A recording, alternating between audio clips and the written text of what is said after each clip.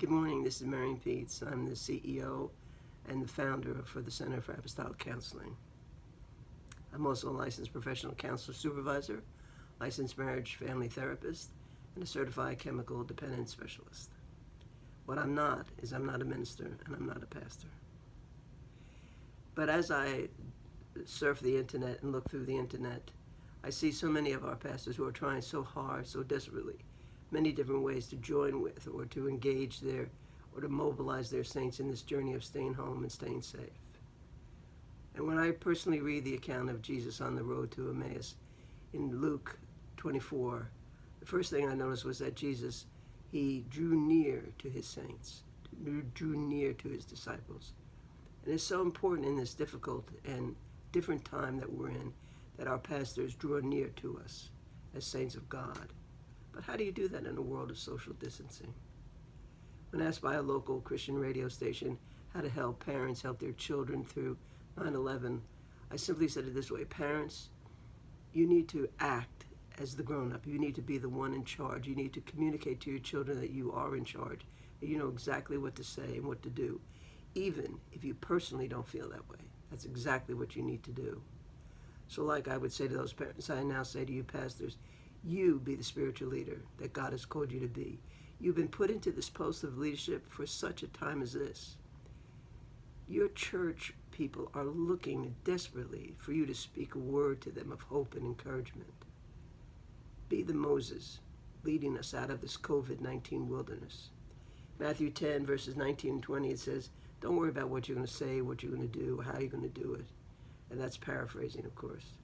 Because at that time when you go to boldly speak, God will be with you. So you don't have to worry about finding the perfect words or the perfect scriptures. You only need to trust in God that when you boldly take that action to speak, that he'll be with you. In the Bible, Corinthians 5:20 says that you are an ambassador. You speak for Christ himself. You are his hand-picked, appointed agent, not me, you. You know, many of our pastors and preachers are so used to people coming to the church to see them. Saints of God are assembled themselves together for Sunday services, midweek services, for staff meetings, counseling sessions, group sessions, and the list goes on and on and on and on. So perhaps one of the good things that has come out of COVID-19, or is coming out of COVID-19, is that pastors are truly missing their congregation. They're missing that human-to-human connection. And you, on a greater depth, are realizing the importance of your saints of God, whether it be old or young. And you're communicating this to the saints, which is so important. And that is what Jesus did when he drew near and to his disciples and went with them.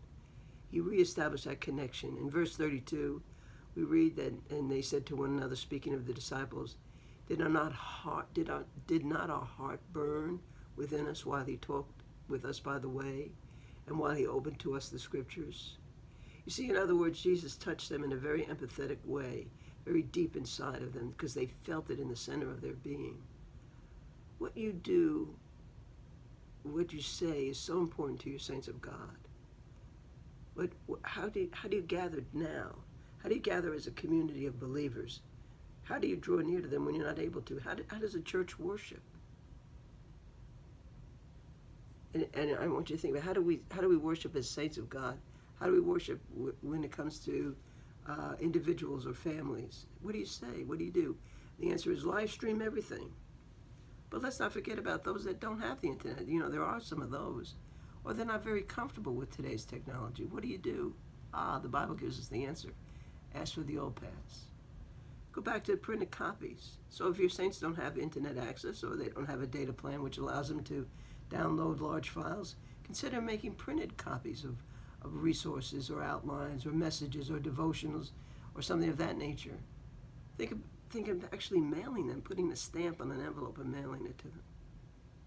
Make phone calls or conference calls. These work great for the older population. They're used to that, especially if they don't have a computer or their availability of computers is limited. Remember that the early church gave themselves continually to caring, to sharing, to praying. So you need to think of your senior saints. You need to think of your shut-ins and those most vulnerable. When people are hearing the hysteria of the news. You need to be sharing the hope of the good news with the people. One pastor stated, I love how he said this. One pastor stated that, what a beautiful time it is to lead people to Jesus, to love like Jesus, to encourage like Jesus, and to point so many to Jesus. This is a great time for pastors, not only that, but to pray together, to seek each other's advice, thus some of these videos that we're doing for the CAC. One pastor said, as the world panics, they should hear the pastor praying. As the world shakes, they should watch you shine. As the world worries, pastor needs to mount up like with wings as of eagles. As the world trembles, that's when we should know the peace that passes all understanding and see it manifested in your life.